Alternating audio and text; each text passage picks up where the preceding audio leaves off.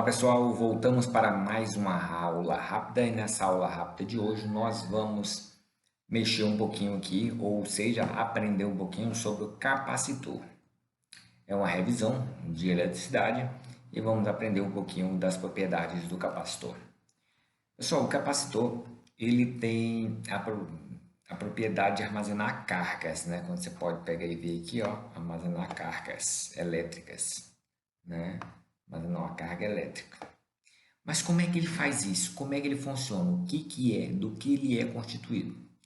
Vamos lá para a gente saber um pouquinho, para a gente mexer um pouquinho dele aqui. Vamos lá. O nosso capacitor, ele nada mais é do que duas placas metálicas, né? Chapas metálicas, separadas por um material dielétrico. E ele tem algumas relações. A propriedade dessas duas chapas metálicas junto uma com a outra, vai provocar um campo eletromagnético. E esse campo eletromagnético produz um fenômeno da natureza que nós representamos pela letra D, C, né? E a unidade de medida dele é o Faraday. O Faraday, essa letra F aqui. Esse P é só um submúltiplo. Como Faraday é uma unidade, um Faraday é uma unidade muito grande, nós usamos sempre os submúltiplos. Mas vamos ver o básico, o que, que seria, como funciona esse capacitor. Ora, o capacitor, como eu já falei, duas chapas metálicas separadas por um dielétron, que esse dielétron pode ser o A, pode ser um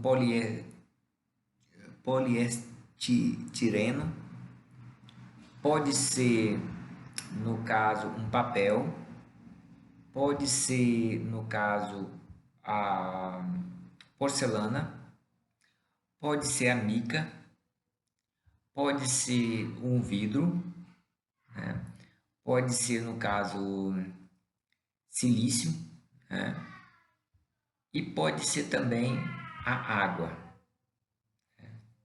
Isso tudo varia no valor da capacitância. Se você pegar e olhar aqui, quando é a água, o valor da capacitância dá de 14,2 picofaraday. Se eu mudar ele lá para o A, ele já muda para 0,117 picofaraday. Essa propriedade de capacitância também pode ser influenciada pela área dessas duas chapas metálicas, ou seja, se eu tenho as chapas metálicas maiores, né, eu vou produzir uma quantidade de capacitância maior. Outra coisa que pode pegar e influenciar na minha capacitância é a distância entre essas duas placas metálicas, ou seja, enquanto maior a distância entre elas, menor vai ser a minha capacitância. Por consequência, enquanto menor a distância entre as duas placas, maior vai ser a capacitância. Compreendido isso aí? Ou seja, mudou o material que está entre essas duas placas, eu mudo a capacitância. Mudou a distância entre essas duas placas, eu mudo a capacitância. Eu aumentei a área, ou seja, eu mexi nessa área aqui, ó, das chapas metálicas, também eu altero a capacitância. Porém, pessoal, se eu mexer na tensão, eu não influencio na capacitância, eu só influencio na quantidade de carga que está sendo armazenada. O que seria a quantidade de carga? Ora, um capacitor ele tem uma propriedade como se fosse uma bateria. Quando eu injeto uma tensão nele, ele tem uma certa dificuldade ou seja, uma resistência à variação da tensão elétrica. Então, quando eu injetar uma tensão, ele vai querer resistir, querer ficar em zero, porém depois ele vai, quando eu querer pegar e tirar, ele vai querer permanecer com essa carga. E isso é dado em quê? Essa carga é dada pela essa letrinha Q aqui, ó, que é dada em Coulomb. Essa letra C é essa propriedade aqui de Faraday, ou seja, representa quantos Faraday eu tenho, unidade de medida desse C aqui é o Faraday.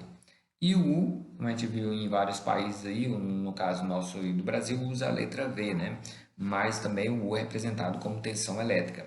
Se eu variar a quantidade de tensão elétrica, seja para mais ou seja para menos, se eu for para menos, ele vai só mudar a polaridade da nossa placa. Uma vai ficar positiva, a outra vai ficar negativa. Tranquilo? Então, até a próxima aula. Espero que vocês tenham compreendido aí o que seria a propriedade de um capacitor e o que seria um capacitor. Até a próxima, pessoal.